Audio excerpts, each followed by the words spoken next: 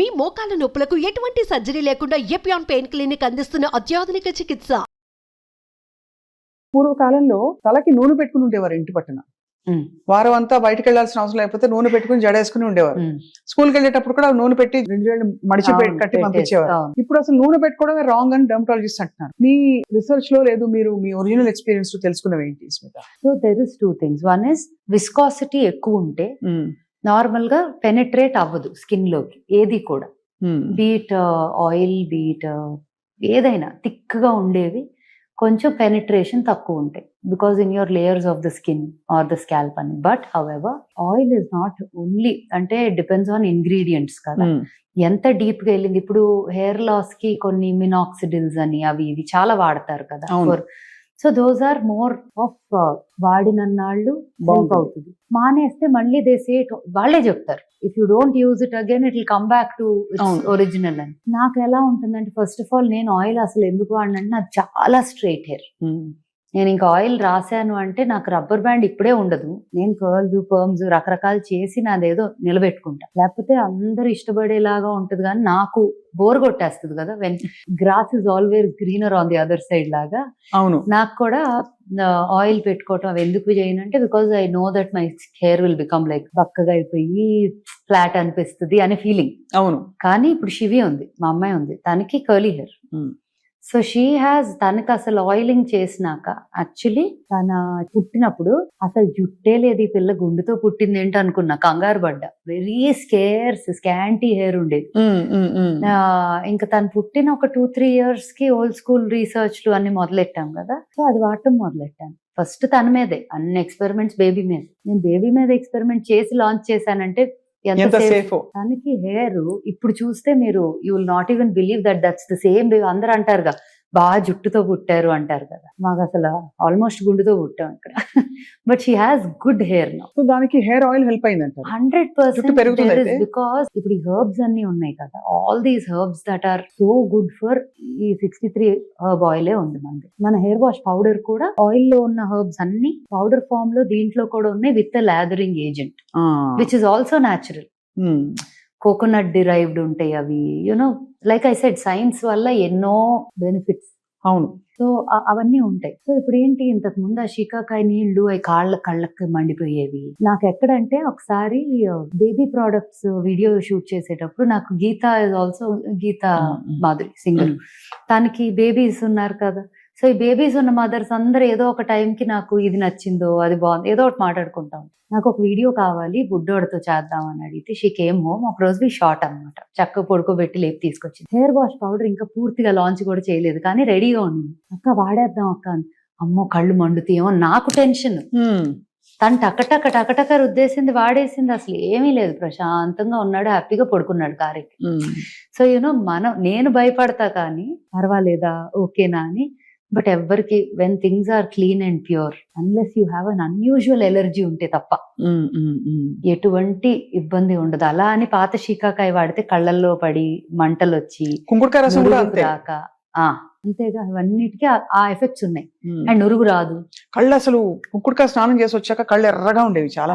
And అదిను ఏంటి, అది wash చేశాక అంతా ఇంకా అతుక్కొని ఉంటుంది తల్లోనే సగం. So all of those problems అన్ని లేకుండా న్యాచురల్ గా నాకైతే, నా కూతురు అయితే ఈ హెయిర్ వాష్ పౌడర్ లేకపోతే మధ్యరాత్రి అయినా స్టోర్ ఓపెన్ చేయించి తెప్పిస్తుంది తప్ప షాంపూతో తలస్నానం చేయదు. అంటే నిజంగానే యాక్చువల్లీ తనకంత చిన్న వయసులో ఆ సబ్జెక్ట్ మీద like she's like no I want this only. And తనకి ఒకవేళ ఇది నచ్చలేదా పోనీ అలా అని ఏమి వాడదా అంటే ఏదో బ్రాండ్ చూసి అమ్మ అదేదో అంట అని చెప్పి ఏదో పర్ఫ్యూమ్ అడుగుతుంది.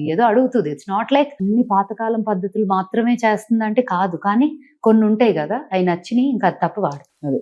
సో అలాంటివి కొన్ని ఉన్నాయి, ఓల్డ్ స్కూల్లో కొన్ని ఉంటాయి తనకి, తన ఫేవరెట్స్ అన్నమాట. ఒక సిరం వాడుతుంది. అసలు కొన్ని ప్రోడక్ట్స్ అయితే ఇంకా నాకు కాదు, ఇంకా హరికే ఫోన్ చేసి Hari can I get this అని అడిగి తెప్పించుకొని అవి తప్ప ఇంకేమి వాడు. మేము కూడా హరికే ఫోన్ చేస్తాం హ్యాపీగా. కాదు, వాట్ ఈస్ అమేజింగ్ ఇస్ మీరు అన్నట్టు old and new world combine చేసి ఇది యూజర్ ఫ్రెండ్లీ గాను ఉంది. అట్ ద సేమ్ టైం మన కెమికల్స్ బాడీలోకి వెళ్ళిపోవట్లేదని మనం కొంత రిలీఫ్ ఫీల్ అవ్వచ్చు. అండ్ కష్టం పడక్కర్లా వాడటానికి. కానీ బిగ్గెస్ట్ ఇష్యూస్ ఏంటంటే రెండు, ఇది అందరికీ అందుబాటులో ఉంటుందా అంటే నా లాజిక్ వేరు. నేనేమంటానంటే శరీరం కోసమే కదా కష్టపడేది, కొంత కొంచెం స్పెండ్ చేసుకుంటే ఏమవుతుంది అనిపిస్తుంది ఒకటి. రెండోది ఏంటంటే ఒకవేళ అందుబాటులో లేకపోయినా న్యాచురల్ గా ఉండే వాటితో ఎలా మేనేజ్ చేసుకోవచ్చు, is a very big question. దానికి మీరు చెప్పే ఇలాంటి మంచి మాటలన్నీ కూడా it will be useful for people. So అందుబాటులో ఉందా అంటే we're a luxury brand only, we're not mass market product కాదు ఫర్ షూర్. కానీ అంత ఎఫర్ట్, అంత టైమ్, అంత ఎనర్జీ, అంత ప్రొక్యూర్మెంట్ ప్రాసెస్ అంత ఉంది. అదే గనక ఒక గంటన్నరలో టర్న్ అరౌండ్ చేసి ఒక క్రీమ్ తెచ్చేస్తాం, గంటలో ఒక వాష్ వచ్చేస్తుంది 100 kgs అంటే నేను కూడా ఈజీగా ప్రైజింగ్ చేయొచ్చు and can launch it as a product that can go. But the amount of effort that goes in to it అదే అండ్ జాగ్రత్త అంటే ఇంకా ఓసిడి. ఒకవేళ మీరు గనక ఏదైనా తేడా అయ్యింది అనుకోండి, నేను ఆ లాట్ ఎంతైనా అవనియండి, వద్దు తీసేయండి అంట. లేకపోతే మనం ఎవరైనా వాడుకుంటే వాడుకుందాం కానీ బయటకి వెళ్ళకూడదు అంట.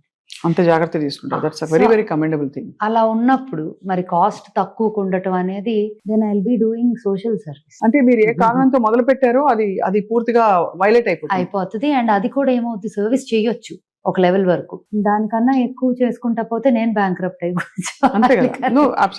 You know the reason for the price. ఇప్పుడు కొంతమంది అంటారు ఎవరు ఒకళ్ళు పెట్టారు ఎక్కడో, I think in one of the video something, old rituals were never so expensive or something like that. The effort that goes into it, the ingredient procurement, the process, the way we presented it, the way we want to, ఒక్కొక్క brand కి ఒక vision ఉంటుంది. So vision for this brand is it has to be a global brand where India is really like wow this is Indian culture heritage అని. అలా చేయాలి అంటే నేను ఇలా మాత్రమే చేయగలను. This is the only way. So I think the end goal made us take this hard decision of keeping it like. No, absolutely. That is very clear.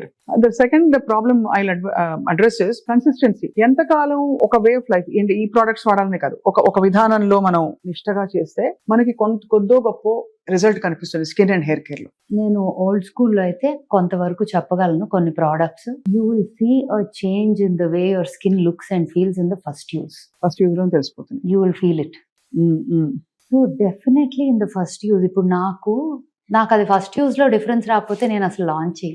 చాలా products, face wash powder was one of those for me. ఎర్రచందనంతో ఎర్రచందనము, cinnamon oranges ఒకటి and Indian spices. మా Pushpa powder ఎర్రచందనం. Yeah.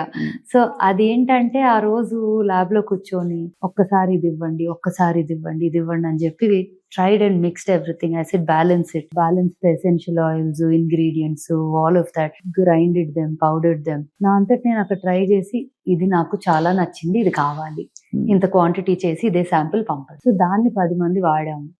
Like ఎవరికి వద్దపోయినా నాకు కావాలి, నేను ఇది లాంచ్ చేసుకుంటున్నా. అలా మొదలైంది. అలా ఆల్మోస్ట్ ప్రతి ప్రోడక్ట్, కొన్ని అయితే కూర్చొని తింటారు చాలా మంది. అలా